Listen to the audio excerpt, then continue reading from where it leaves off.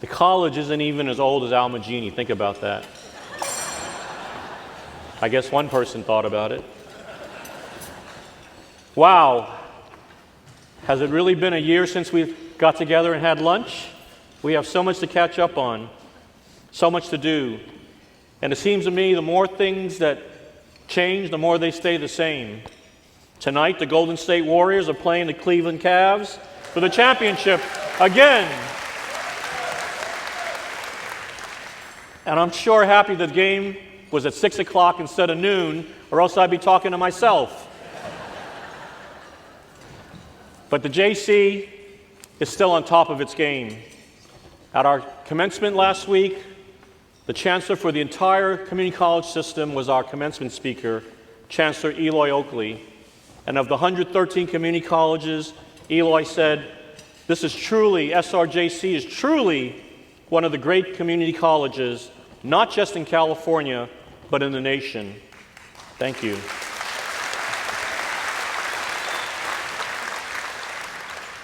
And for the fourth year in a row, we were recognized by the Chronicle of Higher Education as one of the great colleges to work for. So thank you all the employees of Santa Rosa Junior College for all you do.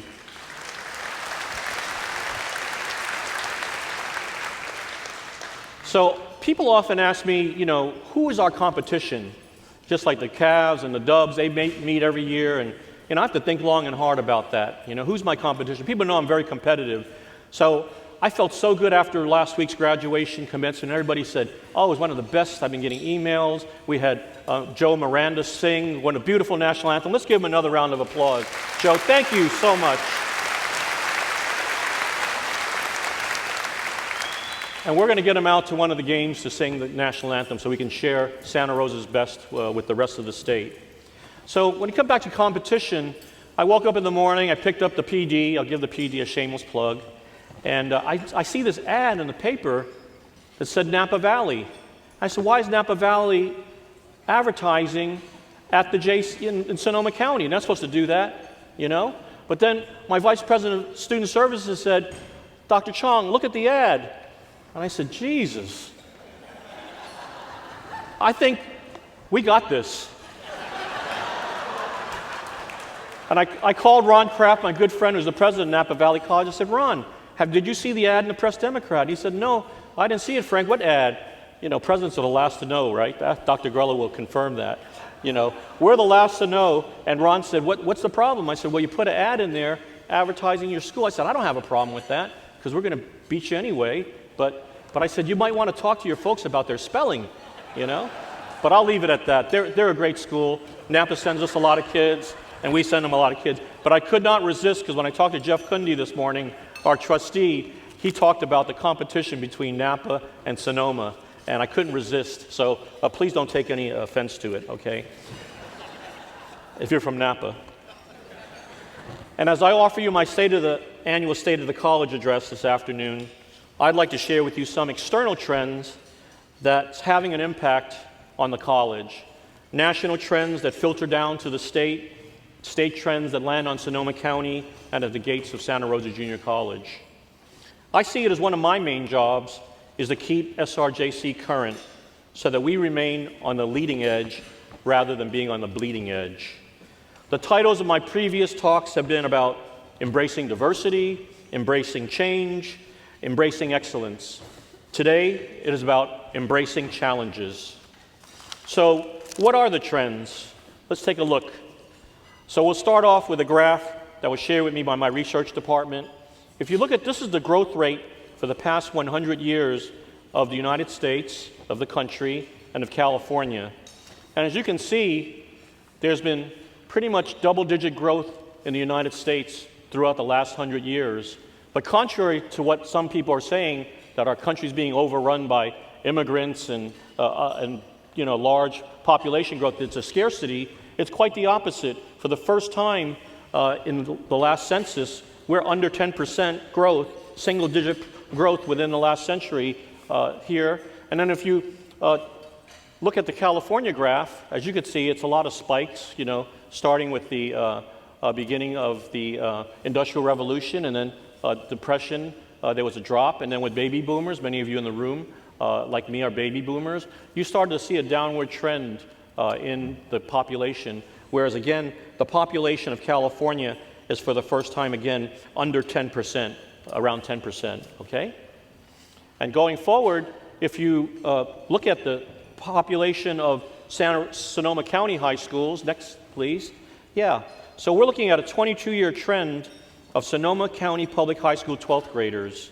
And as you could see, starting in the 90s, there was an upward growth, and this is total head count of all students who attend Sonoma County Public Schools. And as you can see, there was a steady growth, and then once the recession hit, some people have moved to other states and other parts of California. You start to see a flattening out of the 12th graders who attend high schools, which has an impact on us, of course, because after they leave, they go on to higher education.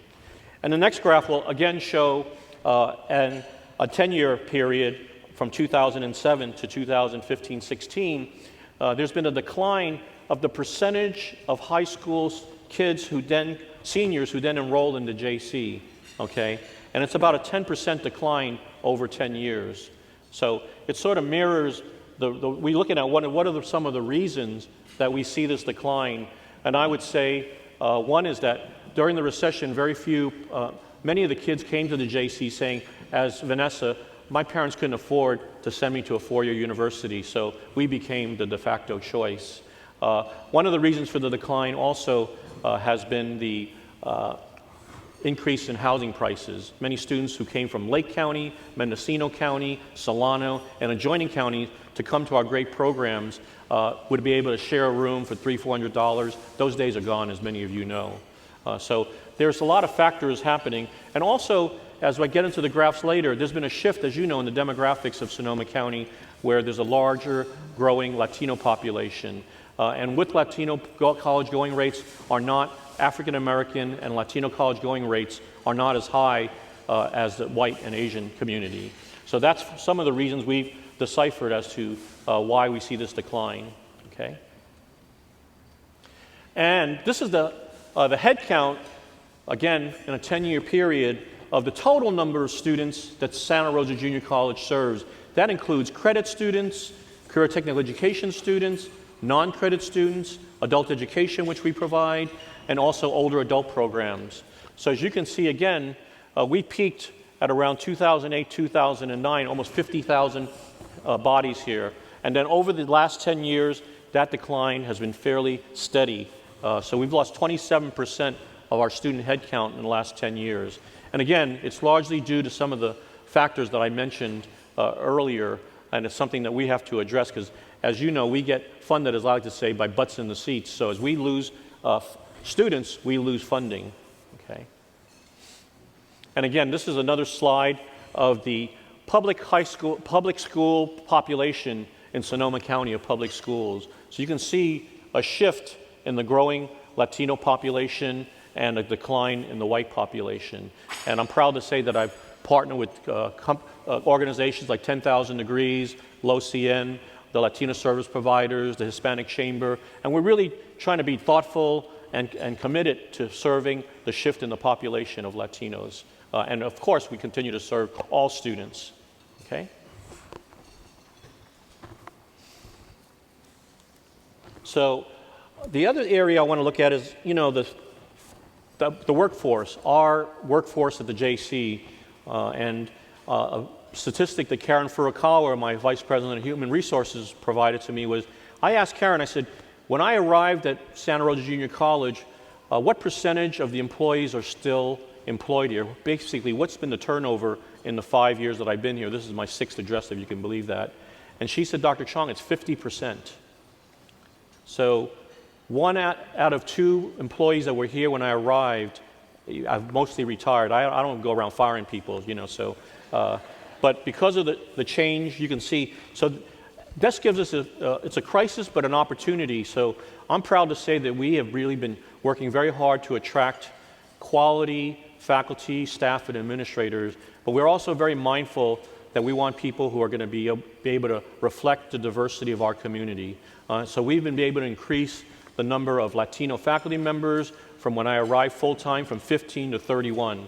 So we've really tried very hard to work to try to have a workforce of talented, committed faculty members that are going to be more diverse, that reflect the diversity of the community, okay?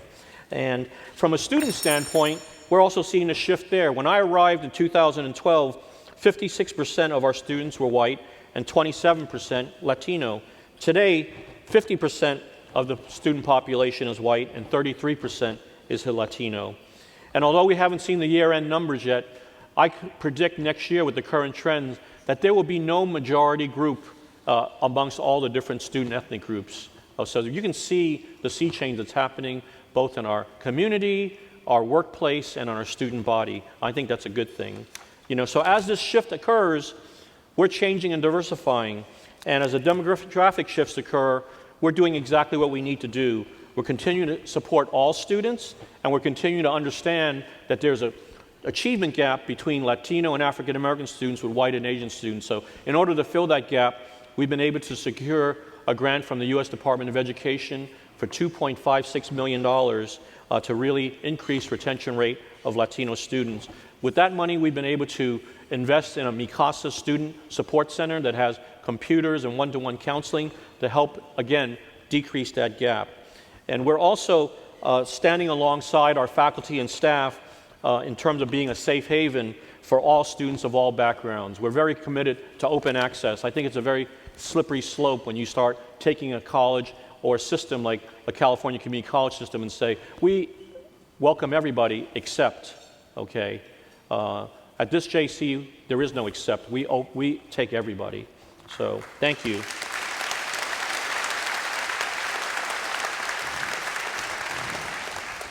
But even as these enrollment challenges occur, students continue to succeed. And we're continuing, as last week and as reported in the Press-Democrat, 2,000 associate degrees were granted to more than 1,500 students. We also, and many of those students in the fall of 2017, students will be attending the UCs, UCLA, Cal, Davis, Santa Cruz, plus CSUs, Sonoma State University. And Judy, thank you for being here today. I really appreciate your presence, and you know, it means a lot to me. And again, I can't help but joke when she said, what's it going to be like to work in Sonoma? And I said, well, with you and me coming to Sonoma County, you'll have doubled the Asian American population. And you do the math. And she was just recently named the CSU President of the Year, so let's give her a big round of applause.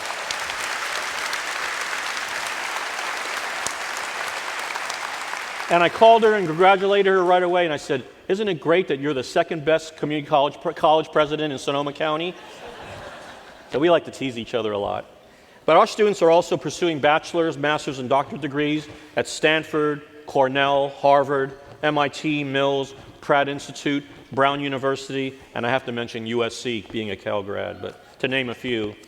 And I'll tell you, one thing hasn't changed is that SRJC continues to be #1 in transfer acceptance to the University of California campuses among all community colleges. Our acceptance rate is close to 75%, and the statewide is 45%. And even with the change in the population, we're continuing to send students to UC. And that's really important because as Gay LeBaron would remind me, one of the reasons that SRJC was founded was to be a pathway to the University of California. So that's something we're continuing to be committed to 99 years later. So in a time when fewer students are coming to the JC because the economy is robust, unemployment rates are amongst the lowest in the state, it does have effect on our programs. But we are growing programs like our career technical education programs. CTE, which is career technical education, or the occupational programs. The former term was vocational. And this year we awarded 3,200 certificates in CTE, the second largest number in the entire state of California. 53% of our students at the college are enrolled in at least one CTE class. And many of our students in the fire and the public safety area, in healthcare, they're coming back and taking courses to improve on their work skills and to garner higher wages. So these programs are wonderful, and we're continuing to grow them. So the CTE programs that we have 3 new ones that I want to share with you amongst many, 4 actually. One is a brewing program, okay? So with Lagunitas and Russian River Brewery here, we're going to embark on a brewing program. Business banking, many of the banks here, Exchange, Redwood Credit Union, Wells Fargo, we have been working with their leaders to develop a program because they have a shortage of people, particularly in the commercial lending area. So we're going to develop a certificate for that. One of the neat ones is the drone pilot program. Drones are going to be something that you're going to see more and more. You see that on the news. We used it in our videos and on our commencement. So we're developing a drone pilot program. And the timing is with the House of Cards coming back, we have a cybersecurity program we're developing, you know. So, but I'll tell you that SRJC does not forget much of it where its support came from. This would not be possible for all of you in the audience, and I really want to just highlight some partners on the screen that we've been working with. In the healthcare area, Kaiser Permanente has been wonderful, with Sutter and the other Memorial Hospital. We work together with them. They provide a lot of support for our healthcare professionals. The CTE, a foundation of Sonoma County. I see Tony Crabb and his wife Barbara with us today. They've been wonderful partners. The Smart Train, if it ever gets running, they're going to train many of the technicians and engineers are going to be trained here at the JC. Again, the hospitality industry is going off the board, industrial technology, agribusiness, drone, the manufacturers. So as you can see, the college is very tied intentionally with the industry partners, and we can't operate without them, particularly in areas like agriculture and public law enforcement. We really rely on you in the field to advise us about how to do the right thing, okay? And now, the $410 million question everybody wants to know is how are we doing with Measure H? So I'm excited to tell you that we have some exciting updates for you and about our bond. We've successfully completed our 2030 Facilities Master Plan. Over 200 folks in the college community took part in it. It was a very spirited conversation, and I think we're going to move forward and have a wonderful bond plan. We've also installed our Citizens Bond Oversight Committee, and in fact, I believe our Citizens Bond Oversight Chair, Pam Chanter, is with us today. Thank you, Pam, for chairing that and for all you do for the college. Let's give her a round of applause.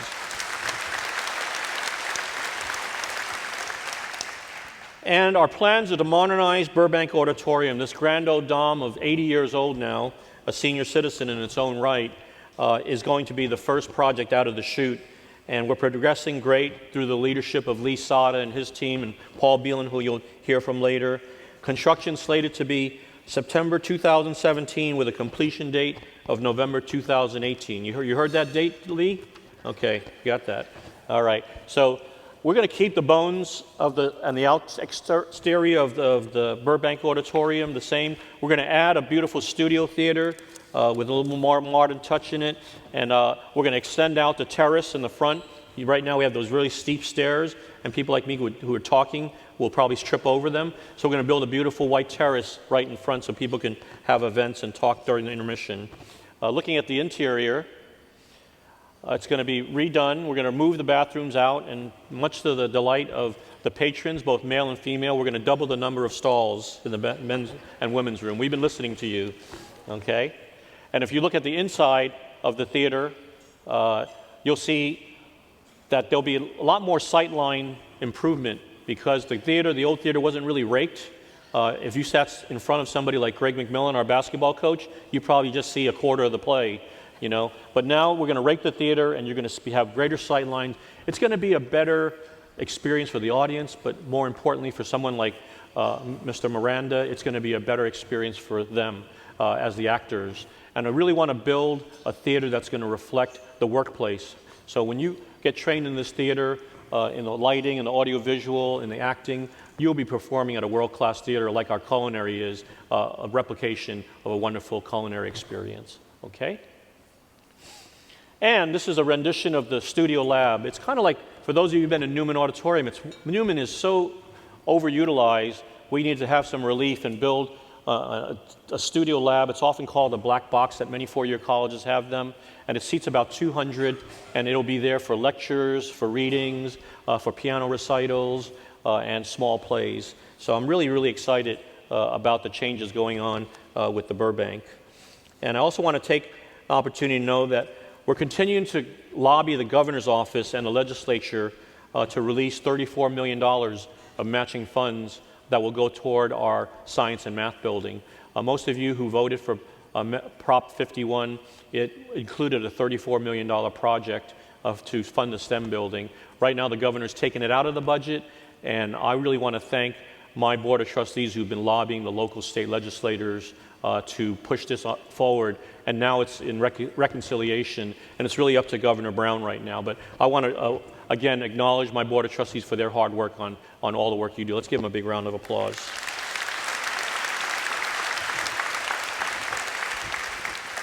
We're moving forward with the planned upgrades to our athletic facilities, including Towser, Quinn, Hale, and the athletic fields. Those fields are utilized not only by our students, but as you know, by the community, by the senior community, by flag football, youth teams, and it's so important to get young people onto the campus. And some of the, like Towser Pavilion is really a safety hazard in terms of not receiving the attention it does. So we're going to invest in that. And we're also providing 2,800 new computers throughout the campus for our students and for our faculty. 46 of the 290 classrooms have been upgraded with have been mediated. We spent $6 million to increase our network capacity by tenfold, giving our students and faculty greater and faster internet access. We're installing phones in all the classrooms that can double as emergency alert systems, which will be active by the end of the year. We've also installed Maker Labs, for those of you who are familiar with this movement, facilitating our students' growth in creativity and imagination. These labs are complete with 3D printers, scanners, and top-of-the-line computers. We have purchased 2 commercial drones with the capability, which some of you may have seen at commencement. These will allow the community greater access to events via remote access. These drones will also be utilized in our drone flying program. We're installing $14 million worth of solar photovoltaic panels that will bring a greater energy sustainability and conservation to the college and basically save the college $1.4 million on our energy bills a year. So as I like to say, it takes green to make green. So we're trying to make sure that, that we can save this dollars going forward. And we've also replaced over 350 lights with LEDs to increase energy efficient and to make the campus safer and brighter for security purposes. We put in the infrastructure for 18 electric car charging stations that are now in place. We're designing systems to reclaim up to 7 million gallons of water per year for irrigation. There's wells underneath the campus, and we're going to start to recapture some of that water, as well as recycle the pool water and other water that we used. And one of the things I'm most proud of is during the campaign, we promised that if you passed it, we would double the size of the Veterans Center. This is the first project out of Measure H that's actually completed. So this is a center that has Craig, who's been a great advocate for veterans, and 2 veteran students there. So these are really an effort to really better serve those students who have bravely served our country. So I'm really proud of this project. Thank you.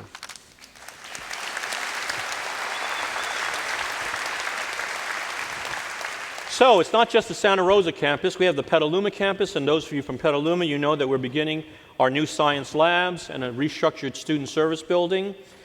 Schoen Farm for the ag community. With the hiring of our new Dean of Agriculture, Benjamin Goldstein, who will begin his tenure at the end of June. We'll be starting to work on the expansion of classrooms and a building of a wine tasting room. I'm also excited to announce that thanks to the generosity of Vintage Wine Estates, who donated work time with the input from Jeff Kunde and the Schoen Farm Foundation, we now have a new updated wine label. So let's give them a preview. Okay. So this is a beautiful wine label. Thank you. We have Laura Roney here representing her husband Pat from Vintage Wine Estates. Thank you, Laura, for your support in this effort.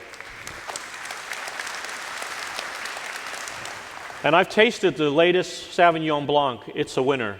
And thanks to Mark Sanchetti and all the folks who are helping with the vineyards, we're just doing a great job in winemaking. I want to really thank the ag folks for their great work. And with all this excitement at Schoen Farm, I have to share something with you with a heavy heart.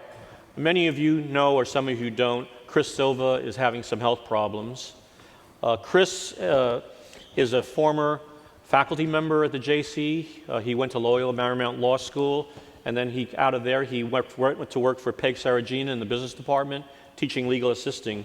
And then he transitioned to St. Francis Wineries, which he's been the CEO of for the past years. And here's an individual who's given his all to SRJC. He's pictured here with Artur Bledo, the Pasta King, and Evelyn Cheatham from, Worth Our Weight. He helped us start the Wine Classic, and has raised over $100,000 in 3 years to support our culinary students and our wine students. There's only one Chris Silver, so please keep him in your thoughts and prayers, and we wish him a full recovery. And Chris understands that it all comes back to students. So that's why this is so important, the work that we do. And I want to have the opportunity to share with you 3 outstanding students who I think are emblematic of the wonderful students we have here. We had 3 who previously spoke, and 27,000 out there. And the first one is Drew Sipple. While studying at SRJC, Drew was on the swim team, going on to become the State Male Swimmer of the Year for 2017, being undefeated in both the 500 and 1,650-yard freestyle. I get winded just talking about it. Thank you. I'd like to acknowledge Drew's outstanding swim coach, Joe McCormick, who many of you know. He's currently been offered 3 Division I school scholarships, and he just decided he's going to go to UOP at University of Pacific on a full athletic and academic scholarship. Drew, would you please stand up and be recognized?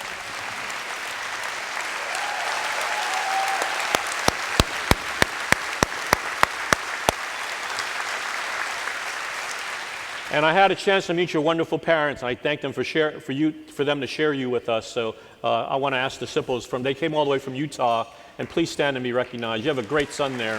Thank you so much.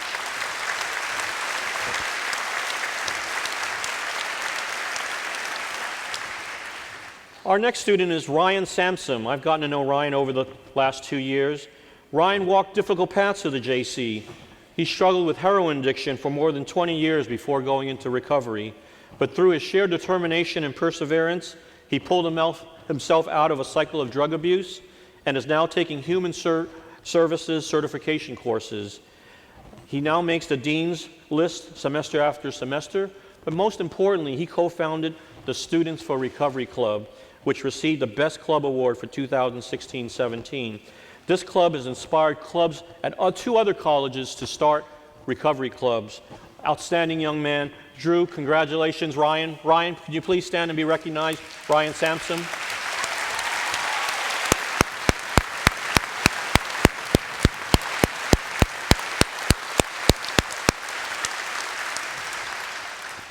Talking about competitive, Ryan is on Facebook almost as much as I am, so we go back and forth, liking each other's posts. Last but not least, Vanessa Nava. What an extraordinary young lady. Vanessa, the daughter of immigrants from Guadalajara, Mexico, came to SRJC from Tech High in Rono Park, which is an SSU school, and plans to become a doctor. In 2017, she was chosen as one of 55 recipients to receive the Jack Kent Cooke Scholarship that's chosen among 3,000 applicants across the nation. You got to understand, community college presidents brag about the Jack Kent Cooke the way UC presidents brag about Nobel laureates. It's that prestigious an award. This scholarship will provide her with $40,000 per year towards her bachelor's. This also makes her eligible for more funds for her master's degree, which I'm sure she will pursue. That means that during the lifetime of this scholarship, she can earn up to over $200,000. She plans to use these funds to attend Cornell or possibly Berkeley. Let's talk after the Go Bears. And credits much of her success to SRJC's EOPS program, her biology teacher, Abigail Zogar, and her psych teacher, Dr. Kamzi. Congratulations, Vanessa. Please stand and be recognized.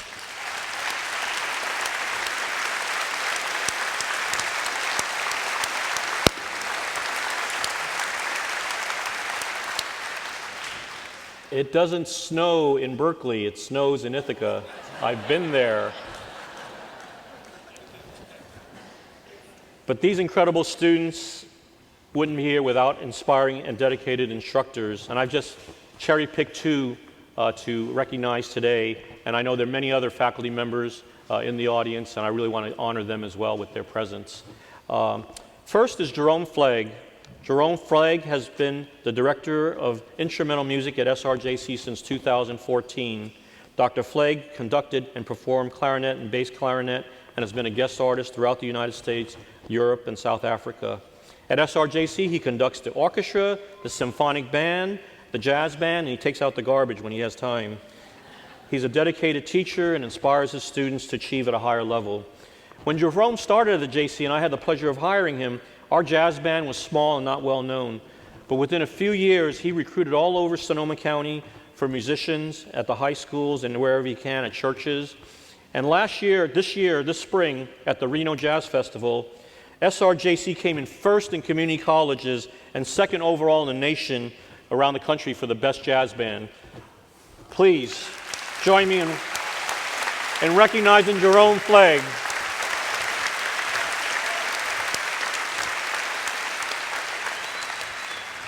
And I have a disclaimer here. The fact that he played at my wedding party had nothing to do with you being selected today. And I didn't pay union rates, so. Hal Sanford, communications forensic coach. Hal is a lawyer turned instructor. He's now in his 25th year at SRJC, and when you ask students about him, they say he's awesome, he's amazing, and they love his sense of humor. He's also my speech coach, so don't hold it against him.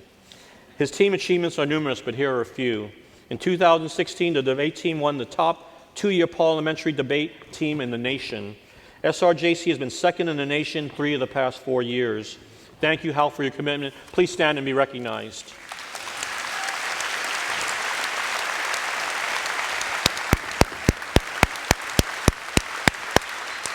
And 2 of the students who were up here previously, Henry and Vanessa, are on the forensics team. Paul Beelan, last but not least, I would say, I often don't get a chance to recognize our administrators, but today I felt compelled to do so. Paul came to SRJC in 1988, shortly after getting married to his high school sweetheart, Catherine. He originally started work at the JC as an HVAC maintenance person. 29 years later, you fast forward, he's had 7 promotions, and today he's the Senior Director of Facilities Planning and Operations. His accomplishments include Environmental Championship Award for the City of Santa Rosa, Outstanding Contributions to SRJC Student Life by an administrator. He currently oversees 70 employees under his leadership and is in charge of over 300 projects trying to keep this 100-year-old campus together, including many Measure H projects. He's behind the scenes. He doesn't look for the limelight, but let's take a moment and appreciate this outstanding employee, administrator, and someone I consider a friend. Let's hear it for Paul. Paul, would you please stand, take a bow?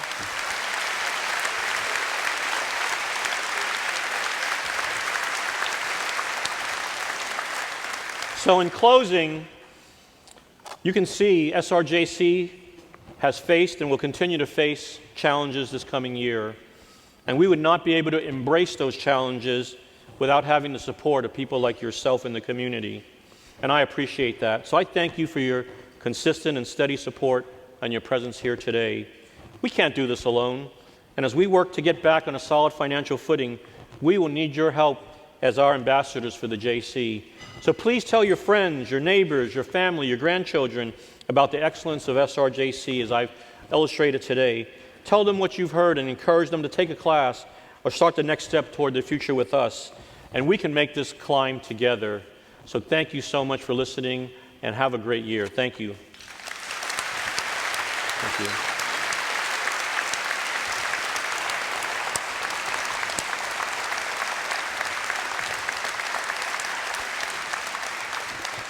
Thank you so much. And one of my time-honored traditions is to do a music video, which I get the hard work. I pick the song, and then Matthew McQuaig and his media team have to put it all together. And I really want to thank Matthew. When you see this, you'll really appreciate it. And let's roll it. It's entitled The SRJC Climb. And many of you might be familiar with this song. Thank you.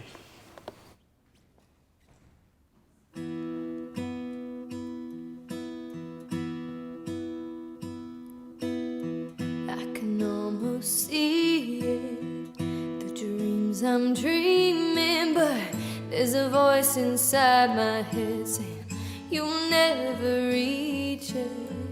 Every step I'm taking, every move I make feels lost with no direction.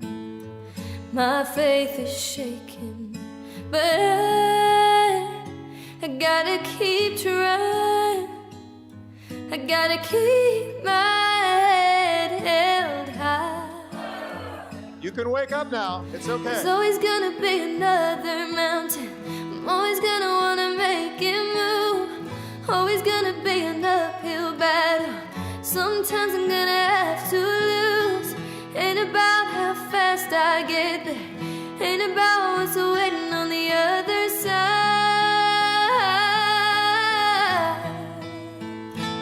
It's the climb.